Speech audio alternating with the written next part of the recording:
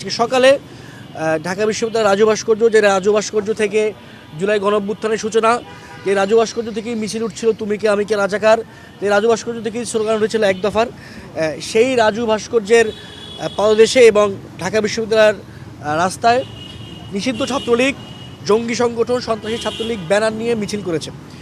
এবং আমরা দেখলাম সেই মিছিলটির প্রায় 8 থেকে 9 ঘন্টা পার হয়ে গেলেও পুলিশ প্রশাসনের পক্ষ থেকে কোনো রকমের কোনো ব্যবস্থা নেওয়া হয়নি।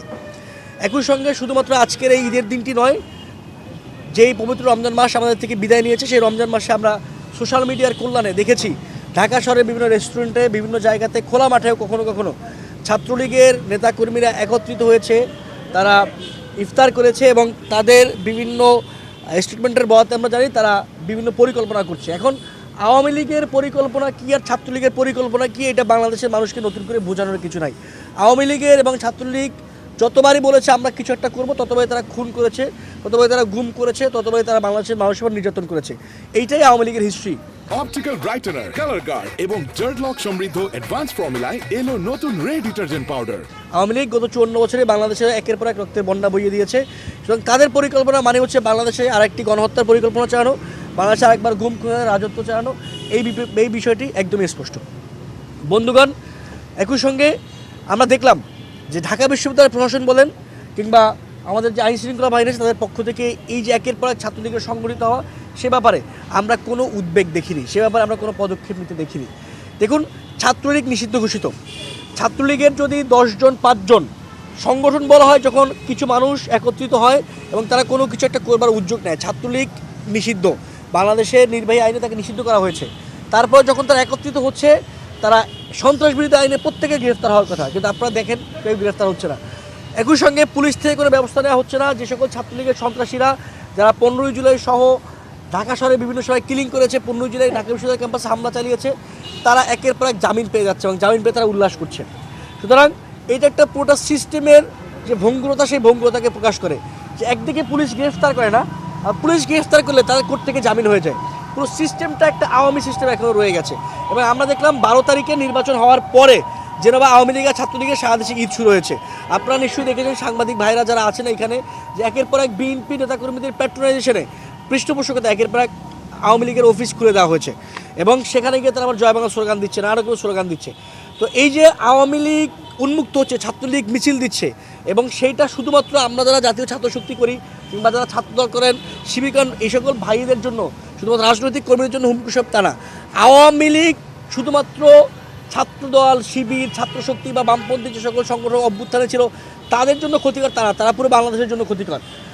আপনারা লিখে রাখেন, যদি ছাত্রলীগ বাংলাদেশে কোনো না কোনোভাবে ব্যাক করতে পারে, তাহলে শুধুমাত্র ছাত্রশক্তি, শিবির বা ছাত্রদলকে মারবে না, তারা পুরো ছাত্রদের উপর আবার ন্যাক্কারজনক হত্যাকাণ্ড চালাবে। এটা বাংলাদেশের ভবিষ্যৎ হবে যদি ছাত্রলীগ ফিরে আসে। তো এই যে ছাত্রলীগ ফিরে আসছে, তারা মিছিল করার সাহস পাচ্ছে। এটা একই সঙ্গে যেমন বর্তমান সরকার দলীয় যে রাজনৈতিক সংগঠন এবং ছাত্র সংগঠন, তাদের একটা পৃষ্ঠপোষকতা আছে, তাদের একটা প্যাট্রোনাইজেশন আছে। একই সঙ্গে এখানে পুলিশের নির্লিপ্ততা আছে, তারা গ্রেফতার করছে না, আবার একই সঙ্গে পুলিশ গ্রেফতার করে তাদের কোর্ট থেকে জামিন হয়ে যাচ্ছে।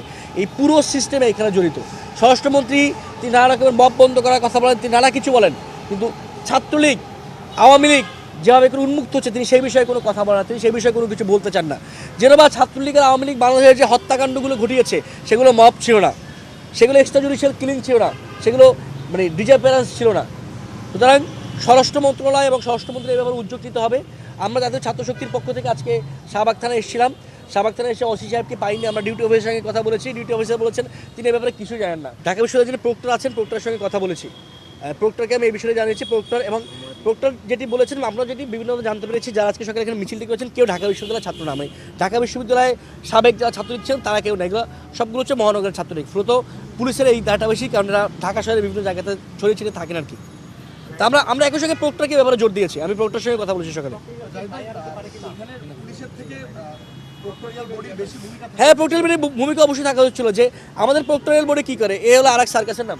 প্রক্টোরিয়াল বোর্ডে দেখবেন এখানে যারা মানে ভাসমান লোকজন থাকে না, ফুল বিক্রি করে, এটা সেটা বিক্রি করে খায়, পিঠা বিক্রি করে খায়, এদের সবাইকে তারাই ক্যাম্পাস থেকে বের করে দেয় লাঠি টাঠি নিয়ে। কিন্তু যাদেরকে মতো তাড়ানোর কথা, যারা মানুষের জন্য হুমকি স্বরূপ, মানে আপনি যে ফুল বিক্রি করে, যে ধরেন পিঠা বিক্রি করে, ওকে এসে কাউকে মারে, ছাত্রলীগ ক্যাম্পাসে মানে দীর্ঘ নির্যাতন করেছে, ছাত্রলীগ আসে তখন তারা কিছু করতে পারে না। এগুলো আর এক মজার বাহিনীর নাম ঢাকা বিশ্ববিদ্যালয়ের প্রক্টোরিয়াল টিম। আমি যেটা বললাম যে পুলিশের কাছে এসেছিলাম, এখানে একজন সম্মানিত ডিউটি অফিসার আছেন, তিনি বললেন তিনি এ ব্যাপারে কিছুই জানেন না। তার ডিউটির টাইমে যদি এই মিছিলটা হয়েছে, তিনি বললেন তাদের ওসি সাহেব জানেন। আমি ওসি সাহেবের সঙ্গে ফোনে কথা বলেছি, উনি এখানে নাই। উনি বলেছেন উনি এটা নিয়ে কাজ করছেন। 24 ঘন্টার পরে আমি ওনাকে আবার ওনার সাথে কথা বলবো, এটা বলেছি। এবং 24 ঘন্টা পরে কি আপডেট, কয়জন গ্রেফতার হলো সেটা আমি ওনার থেকে জানার চেষ্টা করব।